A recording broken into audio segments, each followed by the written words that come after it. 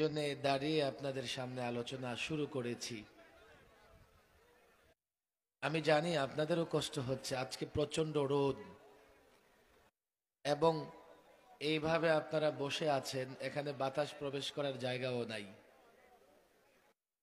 তারপরেও আসলে মাওলানা রফিকুল ইসলাম মাদানী আপনাদের বলেছেন যে আজকে রোদ এতটা উত্তাপ ছড়াবে আগে থেকে ধারণা করা যায় নাই, কল্পনাও করা যায় নাই। যাই হোক, সাময়িক এই অসুবিধা কষ্টের জন্য সে দুঃখ প্রকাশ করেছে। আমি অনুরোধ করব, লম্বা বক্তৃতা হবে না বা ওয়াজ হবে না, কোনো আওয়াজ আপনারা করবেন না, সুশৃঙ্খল ভাবে। জানি দাঁড়িয়ে থাকতে কষ্ট হচ্ছে, আমি বুঝতেছি, কিন্তু এই প্রোগ্রামের সৌন্দর্যের জন্য আমরা একেবারে শান্ত শিষ্টভাবে দাঁড়িয়ে থাকবো ইনশাআল্লাহ। বক্তৃতাও লম্বা করবার সুযোগ নেই। মাওলানা মামুনুল হক সাহেব আমরা একসঙ্গে এসেছি, তিনিও কিছুক্ষণের মধ্যে চলে আসবেন। মাওলানা মনির হোসেন কাসেমি বাড়িদাড়া মাদ্রাসার প্রিন্সিপাল, তিনিও আছেন। লম্বা ওয়াজ নয়, তবে কিছু কথা আপনাদের সামনে বলা দরকার, যার জন্যেই এই স্বল্প সময়ের জন্যে দীর্ঘ সফর করে ক্লান্তি কষ্ট ভোগ করে সহ্য করে আপনাদের সামনে উপস্থিত হয়েছি। এই যে মাহফিলে আমাদের আলোচনা শুনবার জন্যে, আলেমদের আলোচনা শুনবার জন্যে হাজারো মাদ্রাসার ছাত্র, আলেম, ওলামা, যুবক, মুসল্লি ভাইরা একত্রিত হয়েছেন। তো শুধুমাত্র আমরা আপনাদেরকে মাহফিলে আমাদেরকে সহযোগিতা করেন সেটাই দেখতে পাই। এর বাইরে যখন আমরা কোনো কাজ করি, মাহফিল আপনাদের জন্য প্রয়োজন। আরো অনেক কাজ আছে যা ইসলাম অপরিহার্য করেছে, ইসলামে আরো অনেক ফরজ বিধান আছে, সেই কাজগুলো যখন আমরা করি আপনাদের সহযোগিতা পাই না। 15টা মিনিটের জন্য হাতে পায়ে দড়ি, একটু আর আর কাউকে দাঁড় করাতে হবে না, কোনো আওয়াজ হবে না, স্বেচ্ছাসেবক। 15 মিনিটের জন্য একেবারে ঠান্ডা মাথায় আমার কথাটা বুঝবার চেষ্টা করেন। আপনাদের এবং আমাদের মধ্যে, ওলামায়ে কেরাম এবং সাধারণ মানুষের মধ্যে একটা সমঝোতা হওয়া চাই, মত বিনিময় হওয়া চাই, বা বলতে পারেন একটা চুক্তি হওয়া চাই, একটা মিলের জায়গা হওয়া চাই, যে আমরা এই এই বিষয়গুলোতে কখনোই একজন আরেকজনের প্রতিপক্ষ হব না, একজন আরেকজনের বিরুদ্ধে লড়াই করব না। কথা ঠিক না বেঠিক?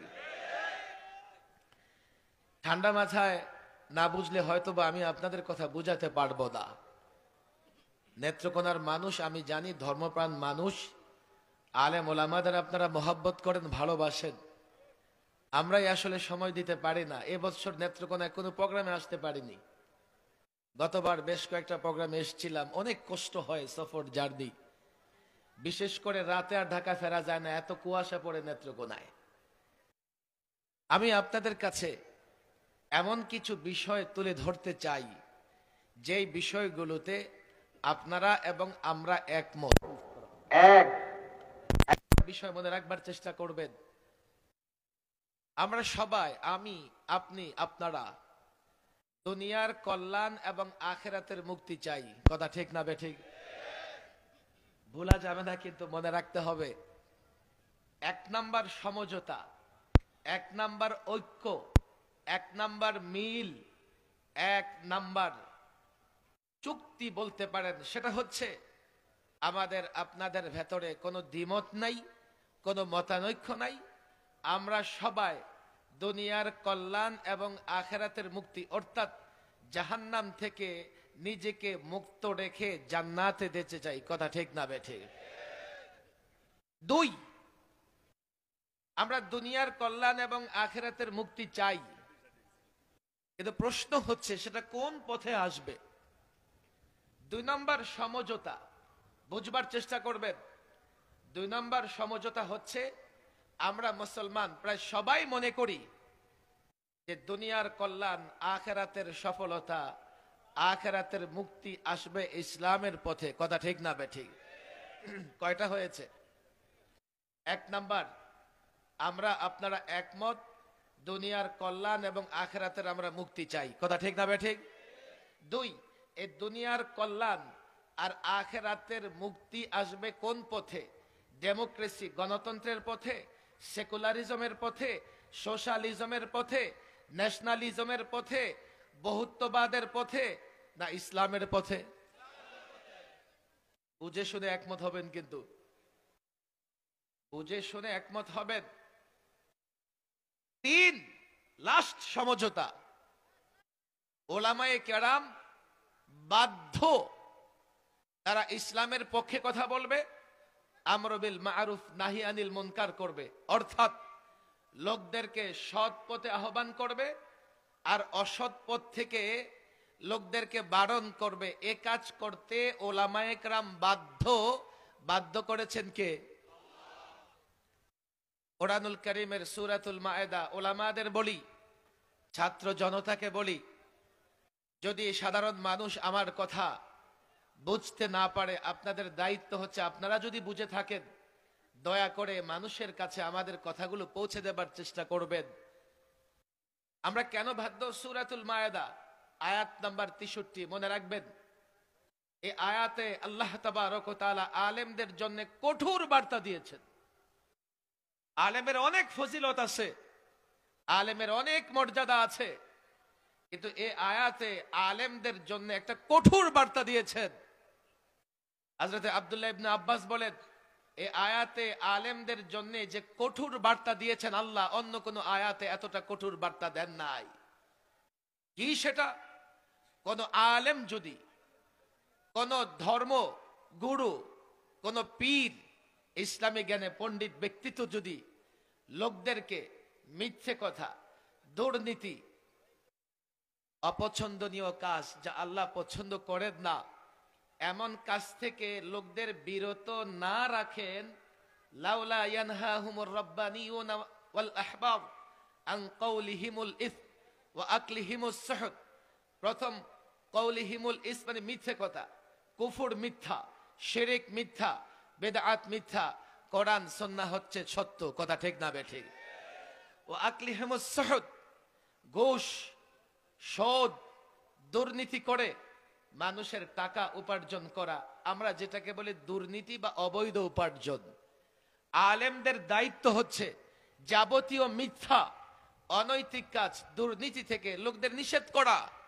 যদি আলেম সে কাজ না করে, আলেম ওলামা ছাত্র জনতাকে বলি, এটা বড়ই নিন্দনীয় কাজ করবে, বড়ই নিন্দনীয় কাজ করবে। আলেমকে অবশ্যই এ কাজ না করলে কাঠগড়ায় দাঁড়াতে হবে, আল্লাহর কাছে জবাব দিতে হবে। তাহলে 3 নাম্বার সমঝোতা হচ্ছে আমার আপনার ভেতরে। এই সাধারণ যুবক ভাইয়েরা, একটু খেয়াল করে বুঝবার চেষ্টা করো, একটু খেয়াল করে বুঝবার চেষ্টা করেন। আমি আলেম, আমি যখন আপনাকে সৎ পথে ঢাকি, আমি যখন আপনাকে অসৎ কাজ থেকে বারণ করি, নিষেধ করি, এই দায়িত্ব দিয়েছেন আল্লাহ, আমি বাধ্য, আলেম হয়েছি, এ কাজ করতে হবে, না হলে আল্লাহ আমাকে পাকড়াও করবেন, কথা ঠিক না বেঠিক? সমঝোতা কয়টা হয়েছে বলেন, কয়টা? এখন আমি যদি কোনো কথা বলি, ভাই আপনার সেই কথা বুঝে আসে না, কিংবা এই কথা আপনার দলের বিরুদ্ধে যাচ্ছে, কিংবা এই কথা আপনার নেতার বিরুদ্ধে যাচ্ছে, আপনি নারাজ কেন হবেন? আমি তো বাধ্য, আমি এই কথা বলবো, বাকি আমি তো আপনাকে বাধ্য করতে পারবো না যে আপনি আমার কথা মেনে নেন, আপনি আমার কথার উপর আমল করেন। আমার দায়িত্ব শুধুমাত্র আমি আপনাকে পথ দেখাতে পারি, আমি আপনাকে অসৎ কাজ থেকে নিষেধ বারণ করতে পারি। এই জন্যই নেত্রকোনার মানুষদের বলি, দেখেন মাহফিলে তো আলেমদের ডাকে জড়ো হন, কিন্তু এই মাহফিলের বাইরে আলেম যখন আপনাকে এই কথা বলে, এই মুসলমান 53 বছর ধরে তন্ত্র মন্ত্র দিয়ে রাষ্ট্র পরিচালনা করেছ, আমরা 53 বছরে এই রাষ্ট্রে কি দেখেছি? পশ্চিমা তন্ত্র মন্ত্র দিয়ে রাষ্ট্র পরিচালনা করবার কারণে একদল ক্ষমতায় থাকবার জন্য আরেক দল ক্ষমতায় যাবার জন্য যে সংঘাত হয়, যে গন্ডগোল হয়, এই দ্বন্দ্বের কারণে এই 53 বছরে এত লাশ পড়েছে, কোন দেশের যুদ্ধেও এতটা লাশ পড়ে না। এই তন্ত্র মন্ত্র মেনে ক্ষমতা কেন্দ্রিক রাজনীতি করবার কারণে আমি পরিষ্কার বলি, এই হানাহানি হয়েছে, জনগণের সম্পদ এতটা বিনষ্ট হয়েছে, এত গাড়ি ভাঙচুর হয়েছে, জাপান বছরে এত গাড়িও বানায় না। 5ই আগস্টে রাষ্ট্রে একটা পরিবর্তন এসছে, এই পরিবর্তনের পরে সিস্টেম যদি পুরনো হয়, এই পরিবর্তনের পরেও দেশে শান্তি প্রতিষ্ঠা হবে না। আপনাদের হাতে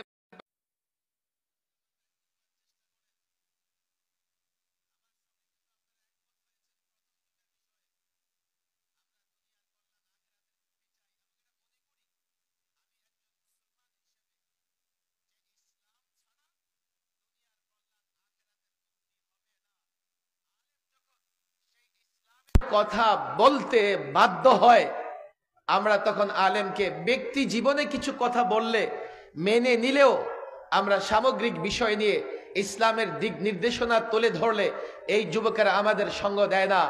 আমাদের তো এই কথা সবার জানা আছে, ইসলাম পূর্ণাঙ্গ জীবন ব্যবস্থা। ব্যক্তি জীবনের প্রত্যেকটা সমস্যার সমাধান ইসলামে আছে না নাই? 2, সামাজিক জীবনের সমস্যাগুলোর সমাধান ইসলামে আছে না নাই? রাষ্ট্রীয় জীবনের সমস্যাগুলোর সমাধান ইসলামে আছে না নাই?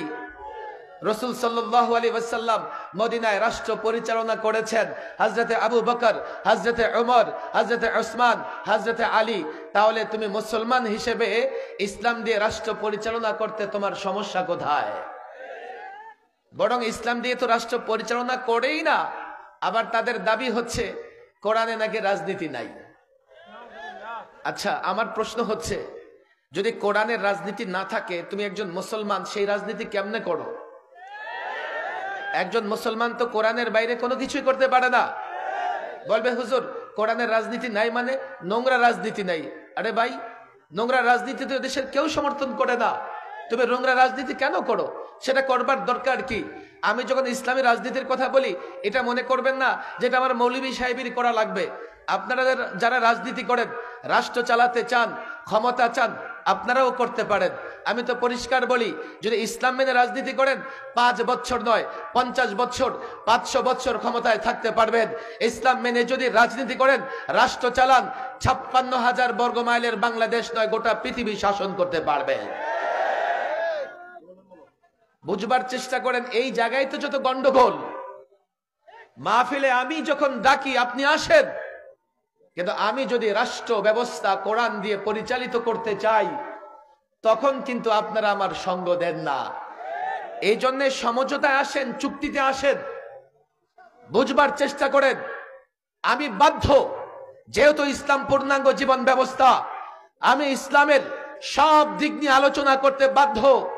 আপনি মুসলমান হলে আপনিও ইসলাম মেনে চলবেন, আপনিও কোরআন সুন্নাহ মেনে চলবেন। যদি আমার আপনার মধ্যে সমঝোতা করবেন, আমি ইসলামের কথা বলবো, তো আমার আপনার মধ্যে গন্ডগোল বেঁধে যাবে। কথা ঠিক না বেঠিক? আমি নেত্রকোনার এখানে হাজারো আলেম, হাজারো ছাত্র ভাইরা জমায়েত হয়েছেন।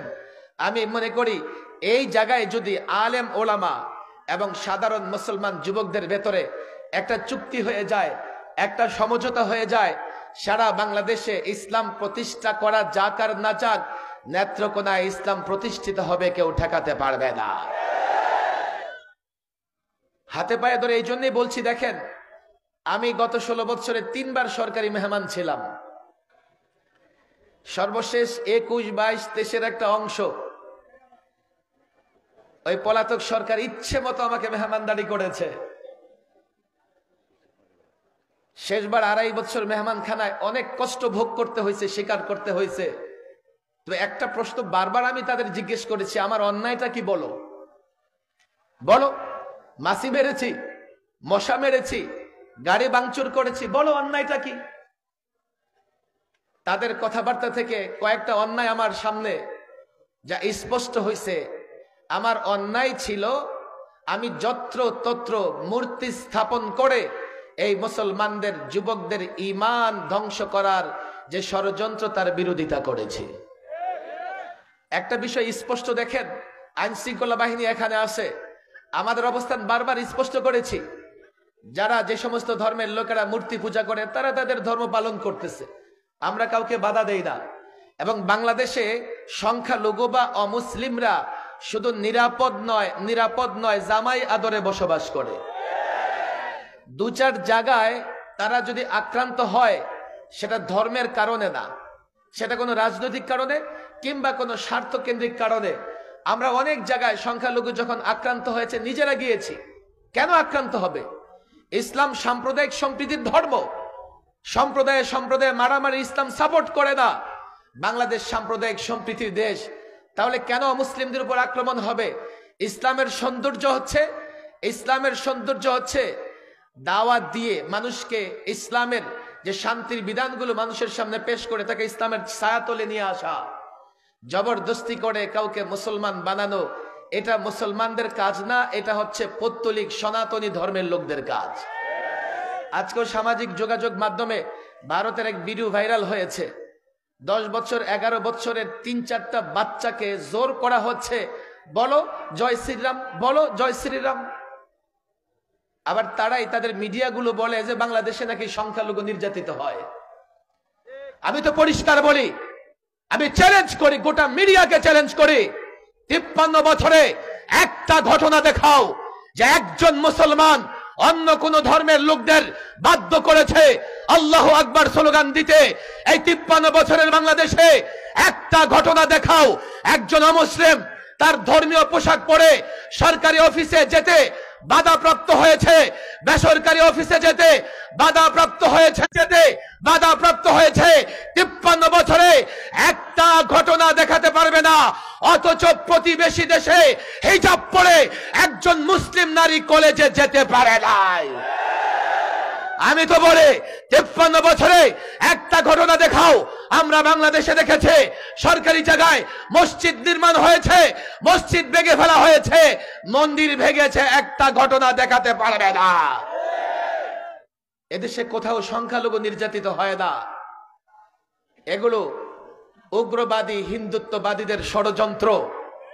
তারা এগুলো বলে বাংলাদেশে আগ্রাসনের পথ খুঁজতে চায়। কথা ঠিক না বেটি? বলবেন হুজুর বাংলাদেশে ওরা কেন আগ্রাসন চালাবে? আমি তো বলি অনেক কারণ আছে, সবচাইতে বড় কারণ হচ্ছে ওরা বাংলাদেশকে ভয় পায়। আপনি বলবেন হুজুর আমাদের ভয় পাওয়ার মতো কি আছে? রাষ্ট্র ছোট্ট, দেখেন না ওদের মিডিয়াগুলো কি বলে, বাংলাদেশ গলা টিপে হত্যা করে ফেলবো, বলে কি বলে না? বাংলাদেশ 1 মিনিট থাকবে না। বাংলাদেশের ভয় কেন? রাষ্ট্র ছোট্ট, বাহিনী ছোট্ট, লোকজনও কম, কিন্তু এই রাষ্ট্রে মোহাম্মদ বিন কাসিমের অনুসারী আছে। তোমাদের সামনে দেখো ঢাকার সোনারগাঁয়ের ঘটনা। দিল্লির একজন মুসলিম শাসক রাজা সেনকে পরাজিত করে সোনারগাঁয়ে ইসলামের পতাকা উড্ডীন করেছিলেন। সিলেটের ঘটনা, শাহজালাল ইয়ামানি গৌর গোবিন্দকে পরাজিত করে ইসলামের পতাকা উড্ডীন করেছিলেন। ভারতে একজন 17 বছরের যুবক যার নাম মোহাম্মদ বিন কাসিম, যারা কলেজ ইউনিভার্সিটিতে পড়াশোনা করেছেন সেখানেও মোহাম্মদ বিন কাসিমের ইতিহাস আছে। 17 বছরের একজন যুবক আরব থেকে এসে 7 সমুদ্র 13 নদী পার হয়ে রাজা দাহিরকে পরাজিত করে, একজন স্বৈর শাসক জালিমকে পরাজিত করে ভারতের বুকে ইসলামের পতাকা উড্ডীন করেছিলেন। 1500 বছর আগে আরব থেকে একজন যুবক যদি ভারতে ইসলামের পতাকা উড্ডীন করতে পারে, কসাই মুদি মনে করে আরে ওই 17 বছরের যুবক মোহাম্মদ বিন কাসিমের মতো এই বাংলাদেশে লাখো যুবক আছে, 18 বছরের লাখো যুবক আছে, 19 বছরের লাখো যুবক আছে। এ যুবক তুমি কি জানো কেন আমাদের উপর টর্চার করে? তারা তোমাদের ঘুম পাড়িয়ে রাখতে চায়, তারা তোমাদেরকে অজ্ঞান করে রাখতে চায়। আমরা যখন তোমাদের জাগ্রত করি, আমরা যখন তোমাদেরকে জাগিয়ে তুলি, তারা আরো ভয় পায়। তারা মনে করে এ আলেম উলামা, এই মুফতিয়ানে کرام, ইসলামিক নেতৃত্ব যদি এই যুবকদের জাগিয়ে তোলে, আল্লাহর কসম করে বলি আমরাও এই জন্যই তোমাদের জাগ্রত রাখতে চাই। তোমরা যদি জেগে থাকো বাংলাদেশের স্বাধীনতা কেউ ছিনতাই করতে পারবে না। তোমরা যদি জেগে থাকো ঈমান কেউ নষ্ট করতে পারবে না। এই বাংলাদেশের যুবক, নেত্রকোনার যুবক, 17 বছরের যুবক মোহাম্মদ বিন কাসিম কাসেমের অনুসারী যুবক, শাহজালালের অনুসারী যুবক, আল্লাহর কসম করে বলে, তোমরা যদি জাগ্রত হও, নেত্রকোনা নয়, ঢাকা নয়, দিল্লিতে ও ইসলামের পতাকা উড়াতে পারবে, উড়াতে পারবে।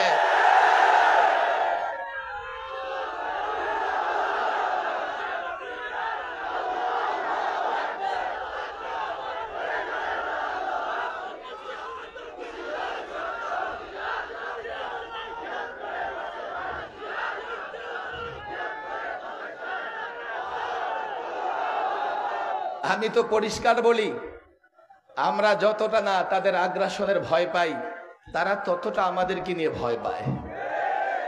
এর বড় একটা কারণ হচ্ছে সাদেদ, এই 53 বছর ধরেই আমাদের উপরে তারা নানাভাবে টর্চার এবং জুলুম করেছে। বলবেন হুজুর, 71-এ ওনারা আমাদেরকে মুক্তিযুদ্ধে সহযোগিতা করেছে। ধন্যবাদ, আপনারা সহযোগিতা করেছেন, হাজারবার ধন্যবাদ। কিন্তু মনে রাখবেন, যুবক যদি পাশের বাড়ির ভাবিকে, পাশের বাড়ির বিধবা ভাবিকে কোন যুবক যদি সহযোগিতা করে, তো লোকেরা বলবে এই যুবক খুব ভালো। কথা ঠিক না ঠিক? কিন্তু পরবর্তীতে লোকেরা যদি জানে যে এই যুবকের মতলব খারাপ, এই জন্য বিধবা ভাবিকে সহযোগিতা করছে, তখন আর জাতি তাকে জোতা মারতে ছাড়বে না। বারবার তোমাদের ধন্যবাদ জানিয়েছি, কিন্তু এবারও 16 ডিসেম্বরে কসাই মোদি স্ট্যাটাস দিয়েছে, বাংলাদেশের বিজয় নামে কোনো কথা তার স্ট্যাটাসে নাই। সেটা নাকি ভারতের বিজয়, ভারতের সোলজারদের বিজয়, অথচ তারা বাংলাদেশকে 16 দিন সহযোগিতা করেছে। আর এদেশের মুক্তিযোদ্ধারা 9 মাস লড়াই করেছে, 16 দিন সহযোগিতা করে বাংলাদেশের বিজয় তাদের বিজয় বলে চালিয়ে দিচ্ছে। আমরা প্রতিবেশীদের সঙ্গে সুসম্পর্ক চাই, কিন্তু মনে রাখতে হবে এটা মর্যাদাপূর্ণ সুসম্পর্ক। আমাদের স্বাধীনতা, আমাদের ধর্ম পালনে যদি কোথাও আঘাত লাগে, তাদের সঙ্গে আমাদের কোনো সম্পর্ক থাকবে না। 3টা সমঝোতা হয়েছে, মনে আছে তো? নাকি কাল যখন ওলামা একরাম ইসলাম প্রতিষ্ঠার জন্য লড়াই করবে, আলেমদের মাথায় বাড়ি দিবেন? বলবে হুজুর সমঝোতা ঠিক আছে, আমাদেরকে একটু নোট খাইতে দেন অন্তত ভোটের সময়। আমি বলি না যে কোন দল নোট দেয় কোন দল দেয় না, তবে যুবকদের আমি বলি, দেখো তোমাদেরকে যখন নোট দেয়, এটা তোমাদের দেয় না, বিনিয়োগ করে, ইনভেস্ট করে। যদি তুমি তোমার নোটের বিনিময়ে ভোট দাও আর তার চরিত্র না দেখো, যতদিন সময় পাবে তো তোমার কাছ থেকে এমন 1000টা নোট সে উসুল করে নেবে। এই জন্যই তো বাংলাদেশের দুর্নীতি বন্ধ হয় না। আর গত 16 বছর যা দুর্নীতি হয়েছে, সুযোগও ছিল, মনে করছে আর কোনোদিন আমাদের পতন হবে না, আপা গেলে আপার বোন আছে, আপার ছেলে আছে, আপার মেয়ে আছে, রাজতন্ত্র কায়েম হয়ে গেছে, আমাদের বিচার করবার কেউ নাই। এই জন্য বাংলাদেশ ব্যাংকের রিজার্ভ পর্যন্ত চুরি করে ফেলেছে। 22 লক্ষ কোটি টাকা পাচার হয়েছে। বাংলাদেশ এখন ঋণী আছে 18,35,000 কোটি টাকা। এ টাকা আপনাদের টাকা, কোনো রাজনীতিবিদের টাকা নয়। এই টাকা আপনাদের কাছ থেকে উসুল করে নেওয়া হবে। আমরা এগুলো জানি না, আমরা এগুলো বুঝি না। আমি একটা কথা পরিষ্কার বলি, যারা দুর্নীতি করে তাদের কোনো দলীয় পরিচয় নাই। আপনার সরকারের হোক আর অন্য সরকারের হোক, বলবেন হুজুর সে তো একটা দল করে। হ্যাঁ, দলকে সাইনবোর্ড হিসেবে ব্যবহার করে বটে। আমি যদি দুর্নীতিবাজদের বিরুদ্ধে বলি, আপনার দলের লোক বলে আপনি নারাজ হবেন না। এই জন্য আমরা দেখেছি যারা শেয়ার বাজার লুট করেছে, তারা কিন্তু এই চিন্তা করে নাই যে এই শেয়ার বাজারে আমার দলের লোকেরও বিনিয়োগ আছে। যারা ব্যাংক লুট করেছে, তারা কিন্তু এই চিন্তা করে নাই এই ব্যাংকে আমার দলের লোকের অ্যাকাউন্টও আছে। যারা সিন্ডিকেট করে দ্রব্য মূল্য বাড়িয়ে ফেলে, তারা কিন্তু এই চিন্তা করে না এই দ্রব্য মূল্য বাড়ালে আমার দলের লোকেরাও বাড়তি মূল্যে কিনবে। যারা চুরি ডাকাতি করে, তারাও দল বিবেচনা করে না। এর মানে হচ্ছে কোন দুর্নীতিবাজের দলীয় পরিচয় গ্রহণযোগ্য নয়। পরিষ্কার কথা। আপনার সরকারের আমলে হয়েছে, কার সরকারের আমলে হয়েছে, আমার উপর নারাজ হবেন না। এই বাংলাদেশে 53 বছর চলেছে, আমরা দেখেছি একদিনের জন্য দুর্নীতি চুরি বন্ধ হয় নাই। হ্যাঁ, ছাত্র জনতার বিপ্লবের পরে দুর্নীতিবাজরা কিছুদিন ঘাপটি মেরে বসেছিল। আবারও জায়গায় জায়গায় দুর্নীতি আর চুরি চামারির খবর আসতেছে। কাল আবার না জানি বাড়তে বাড়তে আগের মতো দুর্নীতির লেভেল তৈরি হয়ে যায় কিনা। এই জন্যে আমি আপনাদের কাছে বলি, আমরা চাই শুধু এই ক্ষমতার পালাবদল নয়, দেশ পরিচালনার সিস্টেম পরিবর্তন করা লাগবে। বাংলাদেশের সংবিধানে চারটা ইজম ছিল, মতবাদ ছিল। আমি বলি চারটা ধর্ম ছিল। বাংলাদেশ সংবিধান একমাত্র সংবিধান পৃথিবীর যেখানে অনেকগুলো ইজম, অনেকগুলো মতবাদ আছে, ডেমোক্রেসিও আছে, আবার সেখানে সোশ্যালিজমও আছে। অথচ সমাজতন্ত্র, গণতন্ত্র পরস্পর মারামারি করে। আবার সেখানে সেকুলারিজম, ধর্ম নিরপেক্ষতাও আছে। আমি যখন এই তন্ত্র মন্ত্রগুলোর সমালোচনা করি, যুবকদের হাতে পায়ে ধরি, তখন আপনারা কেউ বলবেন আপনি মনে হয় সাম্প্রদায়িক, আপনি মনে হয় জঙ্গি। অথচ দেখেন এই তন্ত্র মন্ত্রগুলো নিয়ে সমালোচনা খোদ ইউরোপ আমেরিকা আছে। আমার দেশের রাজনীতিবিদরা ব্যক্তি স্বার্থে এই তন্ত্র মন্ত্রগুলো নিয়ে এতটা বাড়াবাড়ি করে, এতটা পূজা করে, এগুলোর সমালোচনা সহ্য করে না। অথচ পশ্চিমা রাষ্ট্রগুলোতে গণতন্ত্রের সুফল কুফল নিয়ে বিতর্ক হয়। ধর্ম নিরপেক্ষতা নিয়ে আমি কথা বললে আপনারা আমাকে মৌলবাদী বলবেন, অথচ ধর্ম নিরপেক্ষতার বিরুদ্ধে সবার আগে কথা বলেছে খ্রিস্টান পাদ্রীরা। এগুলো মানব তৈরি ইজম বা মতবাদ। আমি এগুলোর কথা বলছি না। আমি আপনাদের সঙ্গে যে সমঝোতায় পৌঁছেছি, আমরা মনে করি দুনিয়ার কল্যাণ, আখিরাতের মুক্তি ইসলামের পথেই আসবে। কথা ঠিক না বেঠিক? বড় আফসোস, আমি গত লাস্টবার যখন সরকারি মেহমান হই, 2.5 মাস রিমান্ডে ছিলাম। ঘুরে ফিরে তাদের এটাই প্রশ্ন, আমি কেন ইসলামী অর্থ ব্যবস্থার কথা বলি, আমি কেন রসুল সাল্লাল্লাহু আলাইহি সাল্লামের আদর্শের কথা বলি। ভাইরে, তখনও বলেছি, এখনো বলছি, ভবিষ্যতেও বলবো। আমার কথা বুঝবার চেষ্টা করো। তুমি যদি জ্যাকবের সেকুলারিজম, ধর্ম নিরপেক্ষতার কথা বলতে পারো, আমি মুহাম্মদ সাল্লাল্লাহু আলাইহি সাল্লামের আদর্শের কথা কেন বলতে পারবো না? তুমি যদি অ্যারিস্টটলের ডেমোক্রেসির কথা বলতে পারো, আমি আল্লাহর বিধানের কথা কেন বলতে পারবো না? তুমি যদি ন্যাশনালিজমের কথা বলতে পারো, কার্ল মার্কস আর লেনিনের সোশ্যালিজমের কথা কেন বলতে পারো? কেন বলো? আর তুমি যদি বলতে পারো, আমি ইসলামের কথা কেন বলবো না? এই যুবক ছাত্র জনতা, মুসল্লিরা শোনো, সমঝোতা হয়েছে, আমি ইসলামের কথা বলবো। আমি বাধ্য, আমি ইসলামের কথা বলবো। আমি তোমার সঙ্গে সমঝোতা করেছে, তুমি আমার কথা শুনতে বাধ্য নও। তবে হ্যাঁ, আমাকে বাধা দেবার ক্ষমতা রাখো না। কোরআনে রাজনীতি নেই বলে, ধর্মান্ধ বলে আমাকে বাধা দিতে পারো না। আমি যেহেতু আল্লাহ প্রদত্ত দায়িত্বশীল, আল্লাহ আমাকে বাধ্য করেছেন। তুমি যদি সমঝোতা রক্ষা না করো, আল্লাহর কসম আমি আমার রাস্তা থেকে এক চুল পরিমাণ হটবো না। যদি মনে করো লড়াই করবে, আল্লাহর কসম যুগ যুগ ধরে দিন প্রতিষ্ঠায় লড়াই হয়েছে, এই যুগেও লড়াই হবে। কাফের, বেঈমান, তাগুত কাউকে ছেড়ে কথা বলা হবে না।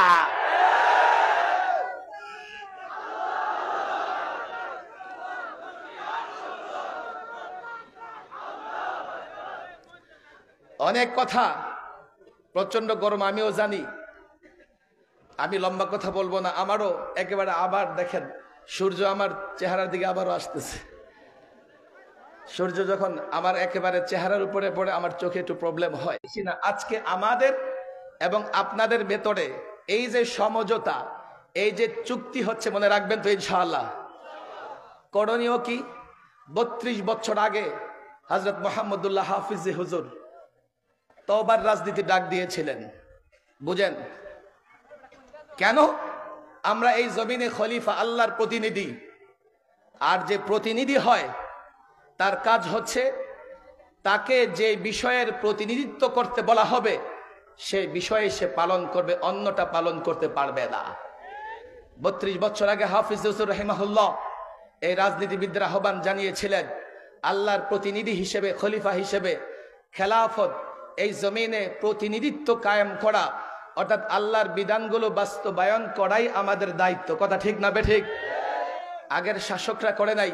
হাফিজি হুজুর তওবার ডাক দিয়েছিলেন। আমি আবারও হাফিজি হুজুরের আদর্শের একজন কর্মী হিসেবে হাফিজি হুজুরের সঙ্গে দূরতম সম্পর্ক রাখবার কারণে আপনাদের কাছ থেকে ওয়াদা নেই, আজ থেকে তওবা করে আমরা কোরআন সুন্নাহ মোতাবেক ব্যক্তি, সমাজ, রাষ্ট্র জীবন পরিচালনা করব তো ইনশাআল্লাহ। হাত তুলে ওয়াদা করেন, পাক্কা ওয়াদা? ওয়াদা কার কাছে করতেছেন? বলেন, আমার কথা বুঝছেন আপনারা? বুঝতে পারছেন? আমরা আজ থেকে ব্যক্তি জীবন, সমাজ জীবন, রাষ্ট্র জীবন সর্বত্র কোরআন এবং সুন্নাহ প্রতিষ্ঠা করার চেষ্টা করব তো ইনশাআল্লাহ? পারবেন একটা স্লোগান দিতে? বলেন, নারে তাকবীর। স্লোগান যখন জোরে দেয় তখন হাতটা এমন হয়, মুষ্টিবদ্ধ হয় কিনা? আপনাদের কষ্ট হইতেছে? দাঁড়ান তো দেখি একটু, দাঁড়ায় হাতটাকে মজবুত করেন। আমি স্লোগান দিব, আমি দিব। ওরা জয় শ্রীরামের স্লোগান দেয়, মুসলমানরা কার নামে স্লোগান দেবে? ওই যে কি চিন্ময় ইসকনের সন্ত্রাসী, তার মুড়িদেরা রামের নামে স্লোগান দেয়, আমরা কার নামে স্লোগান দিব? আপনার মনে আছে বর্ডারে, এই কথা নাই আস্তে, এই যে বর্ডারে যখন পঞ্চগড়ে বাংলাদেশের সীমানায় ঢুকে সন্ত্রাসী গোষ্ঠী আক্রমণ করেছে, আপনারা দেখেছেন কিনা? একজন বুড়া মানুষ মাটির ডিলা লয়ে গেছে মারতে, আর একজন যুবক হাতে কাঁচি নাকি এটা দিয়ে ট্যাঙ্কের সামনে দাঁড়ায় গেছে। আমি চিন্তা করলাম, কিরে ওদের এত সাহস কোত্থেকে আসলো? মাটির ডিলা নিয়ে দাঁড়ায় গেছে, ট্যাঙ্কের সামনে কাঁচি নিয়ে দাঁড়ায় গেছে। পরে আমি খেয়াল করে দেখলাম ওদের জবানে একটা স্লোগান আছে, আল্লাহু আকবার। মুসলমান যখন আল্লাহু আকবার বলে স্লোগান দেয়, কোন শক্তিকে পরোয়া করে না।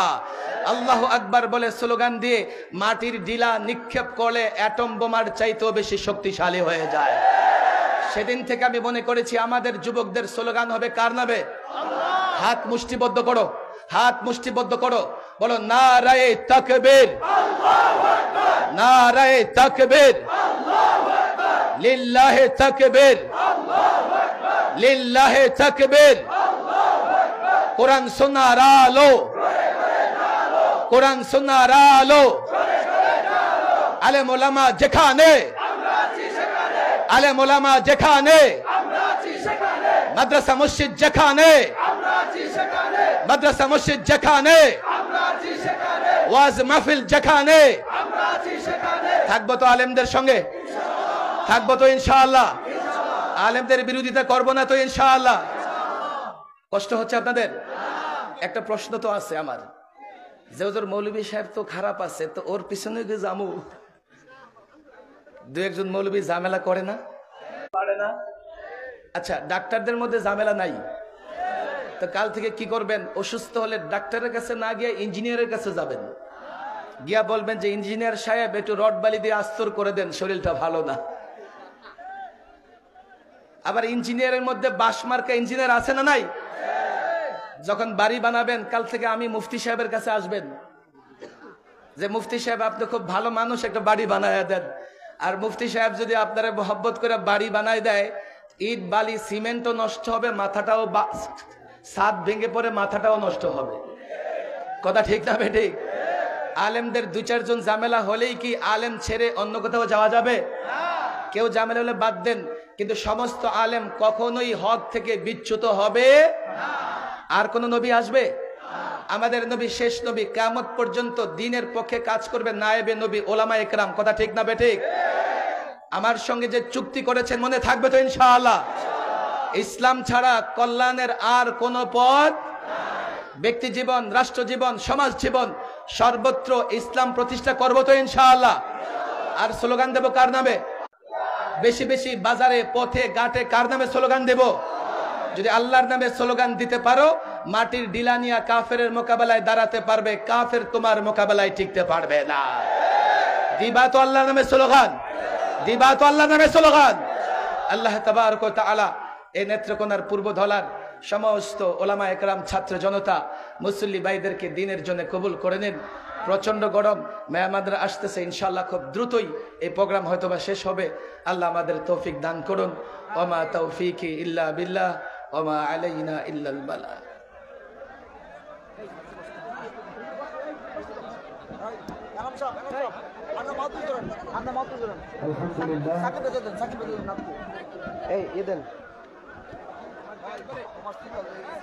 আলহামদুলিল্লাহ। সম্মানিত দর্শক, সম্মানিত শ্রোতা মন্ডলী, এতক্ষণ ধরে আমাদেরকে নসিহত পেশ করলেন আমাদের সকলের প্রিয় আমাদের মাথার তাজ বাংলাদেশের প্রখ্যাত আলেম মজলুম আলেম হযরত মাওলানা মুফতি শাখাওয়াত হোসাইন রাজি সাহেব। আমাদের মাদ্রাসার যে সমস্ত ছাত্ররা পাগড়ি নিবে এবং সবক নিবে তাদেরকে মঞ্চে আসার জন্য বিনীতভাবে আহ্বান করছি। এ পর্যায়ে আমাদের মাঝে উপস্থিত হয়েছেন আমাদের এই মোমিন শাহীদ, আপনাদের বৃহত্তর মোমিন শাহীর রত্ন, সারা বাংলাদেশের গর্ব, বিশ্ব কাঁপানো হাফেজ হাফেজ মাওলানা নাজমুস সাকিব। লিল্লাহি তাকবীর। মাওলানা নাজমুস সাকিব আমাদের মাঝে উপস্থিত হয়েছেন। আর সময় নষ্ট না করে আমরা মহাগ্রন্থ পবিত্র আল কোরআনে কারীমের মধু মিশ্রিত তেলাওয়াত আমরা এখন শ্রবণ করবো ইনশাআল্লাহ। কোনো আওয়াজ হবে না, শুধু কোরআনে কারীমের তেলাওয়াত শুনবো আমরা এখন। আমাদের আজকের এই প্রোগ্রামের প্রধান আকর্ষণ আমাদের মাঝে উপস্থিত হয়েছেন। আমাদের আজকের প্রোগ্রামের বিশেষ আকর্ষণ হাফেজ মাওলানা নাজমুস সাকিবের কণ্ঠে শুনবো মধু মিশ্রিত কোরআনে কারীমের তেলাওয়াত। এ পর্যায়ে আমাদেরকে তেলাওয়াত শুনিয়ে মুগ্ধ করবেন আমাদের বৃহত্তর মোমিন শাহীর রত্ন, সারা বাংলাদেশের গর্ব, বিশ্বজয়ী হাফেজ হাফেজ মাওলানা নাজমুস সাকিব। লিল্লাহি তাকবীর। ইন্না ফাতাহনা লাকা ফাতহাম মুবিনা একটা শুনতে না যাও সাউন্ড বাড়াও, ইকো বাড়াও, লিভার বাড়াও, যাও যাও যাও। আচ্ছা, আমরা আওয়াজ না করি প্রিয় ভাইরা। এই ডান পাশের ভাইরা একটু বসতে হবে, বসতে হবে প্রিয় ভাইরা, বিশৃঙ্খলা করা যাবে না। আর আমাদের মাদ্রাসার ছাত্রদের দৃষ্টি আকর্ষণ করছি, যারা পাগড়ি নিবে এবং যারা সবক নিবে তাদেরকে খুব দ্রুত মঞ্চে আসার জন্য দেখাতে চাই। যারা প্রদর্শনী দেখানোর জন্য প্রস্তুতি নিয়েছে সেই ছাত্র ভাইদেরকে মঞ্চে আসার জন্য আহ্বান করছি। আসসালামু আলাইকুম ওয়া রাহমাতুল্লাহি ওয়া বারাকাতুহু।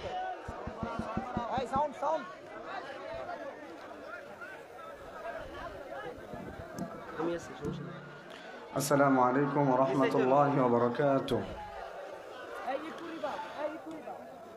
আল্লাহ পাকের কাছে লাখো কোটি শুকরিয়া এবং আজকের এই বিশাল মাহফিলের যে আয়োজন করেছেন আমাদের সকলের প্রিয় মজলুম আলেম দ্বীন হযরত মাওলানা রফিকুল ইসলাম মাদানী দামাত বরকাতুহুম হযরতের এই মাদ্রাসার উদ্যোগে আজকের এই মাহফিলে দূর দূরান্ত থেকে যারা এসেছেন আপনাদের সকলকে হযরতের পক্ষ থেকে এবং মাদ্রাসার পক্ষ থেকে আন্তরিক শুভেচ্ছা এবং অভিনন্দন। এবং আজকের এই প্রোগ্রামে এসে এটা প্রমাণ হচ্ছে যে বাংলাদেশের মানুষ সত্যিকারেই ইসলাম প্রিয় এবং তারা ইসলামকে ভালোবাসে। এর এক অনন্য প্রমাণ হলো আজকের এই মজলিস। যারা এসেছেন শৃঙ্খলভাবে, আমরা যেভাবে সুন্দর হয় ওইভাবে প্রোগ্রামটিকে শেষ করব। আমার পরে হযরত আল্লাম শেখুল হাদিস ইবনে শেখুল হাদিস আল্লামা মামুনুল হক সাহেব দামাত বরকাতুহুম হযরত আসবেন এবং আপনাদের কাছে ছোট্ট করে শুধু এই মাদ্রাসার জন্য দোয়া চাওয়া। আল্লাহ পাক যেন হযরতের এই স্বপ্ন, রফিকুল ইসলাম মাদানী ভাইয়ের অনেক স্বপ্ন, এখানে একটি দ্বীনি ইদারা হবে, দাওরা হাদিস পর্যন্ত মাদ্রাসা হবে, আল্লাহ তাআলা যেন ওনার এই স্বপ্নকে বাস্তবায়ন করার তৌফিক দান করেন। সাথে সাথে ছোট্ট করে আপনাদের কাছে আমার জন্য আকুল আবেদন, আল্লাহ তাআলা যেন আমাকে দ্বীনের জন্য কবুল করেন এবং কোরআনের কথা, কোরআনের তাফসীর যেভাবে মানুষের কাছে পৌঁছে দেওয়া দরকার এইভাবে যেন সাহসিকতার সাথে মানুষের কাছে কোরআনের কথাগুলো পৌঁছে দিতে পারি। আল্লাহ পাক রব্বুল আলামিন যেন আমাকে সেই তৌফিক দান করেন। আউযু বিল্লাহি মিনাশ শাইতানির রাজীম। বিসমিল্লাহির রাহমানির রাহিম।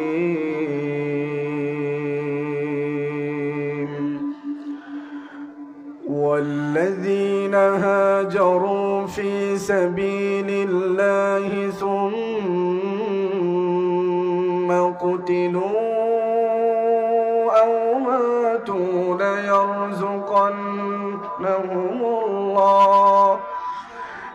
ماتوا ليرزقنهم الله رزقا حسنا وإن الله الله لهو خير الرازقين ليدخلنهم مدخلا يرضونه وإن الله لعليم حليم ذلك ومن عاقب بمثل ما عوقب به ثم بغي عليه لينصرنه الله إن الله لعفو غفور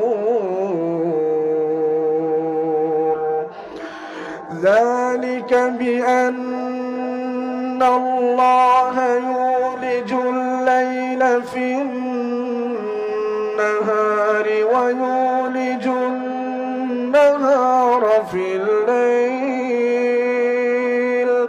وأن الله سميع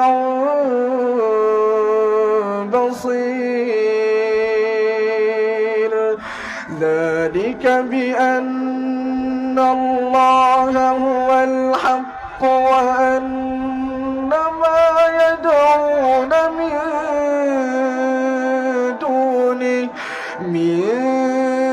دونه هو الباطل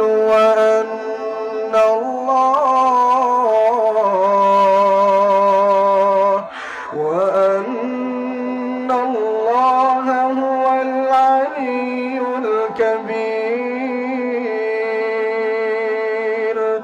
ألم تر أن الله أنزل من السماء ماء تصبح الأرض مخضرة إن الله لطيف خبير له ما في السماوات وما في الأرض وإن الله لهو الغني الحميد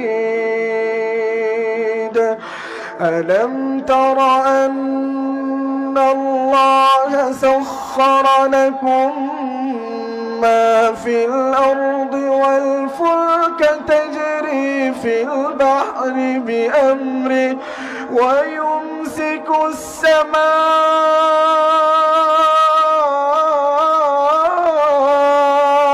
أن تقع على الأرض إلا بإذنه إن الله بالناس لرؤوف رحيم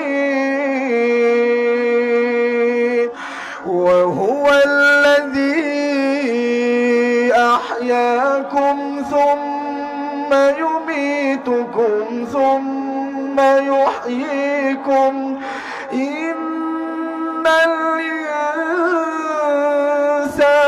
لكفور لكل أمة جعلنا منسكا هم ناسكوه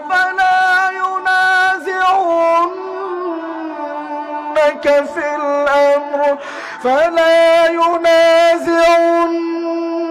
في الأمر ودع إلى ربك إنك لعلى هدى مستقيم وإن جادلوك فقل الله أعلم بما تعملون الله يحكم بينكم يوم القيامة فيما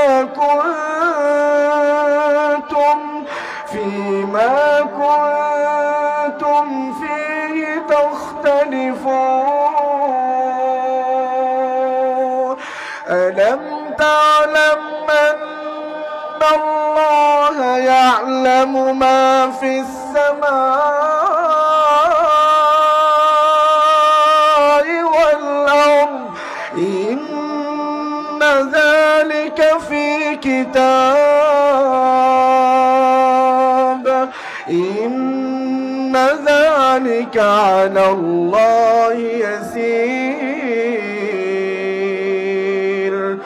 ويعبدون من دون الله ما لم ينزل به سلطانا وما ليس لهم به علم وما للظالمين من نصير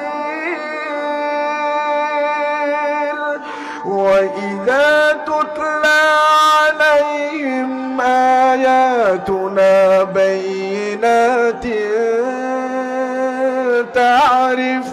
تعرف في وجوه الذين كفروا المنكر يكادون يسقون بالذين يتلون عليهم آياتنا قل أفأنبئكم بشر من ذلكم النار وعدها الله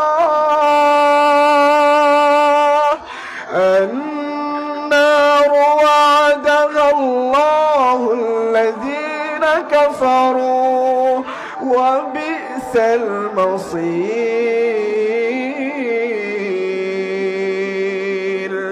يا أيها الناس ضرب مثل فاستمعوا له إن الذين تدعون من دون الله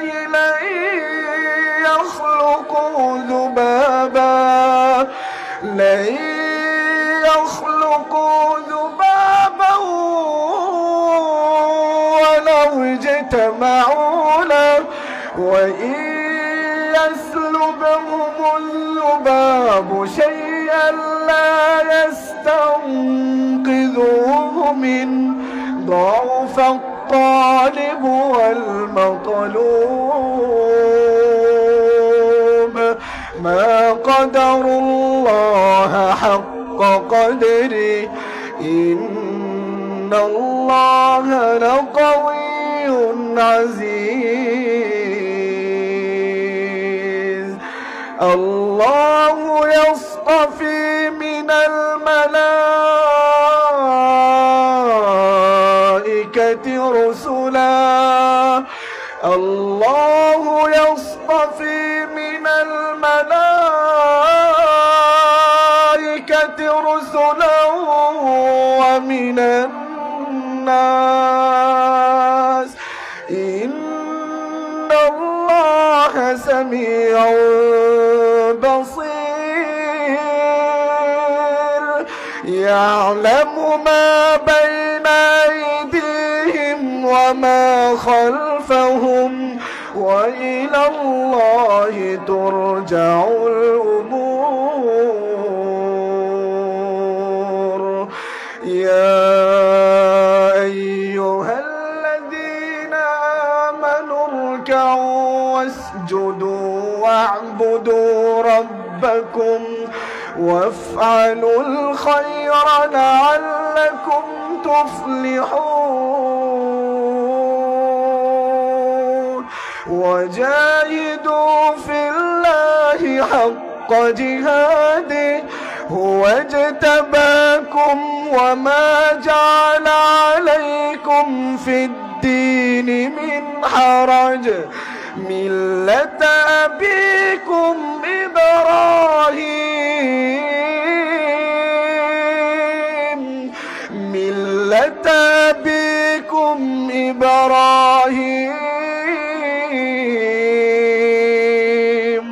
هو سماكم المسلمين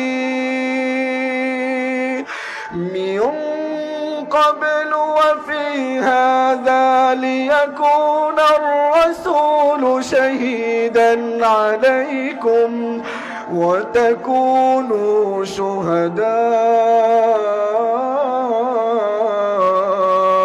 على الناس فأقيموا الصلاة وآتوا الزكاة واعتصموا بالله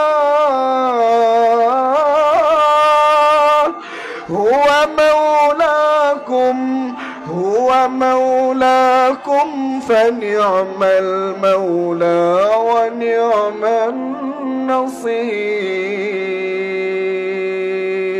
صدق الله العظيم. السلام عليكم ورحمة الله وبركاته.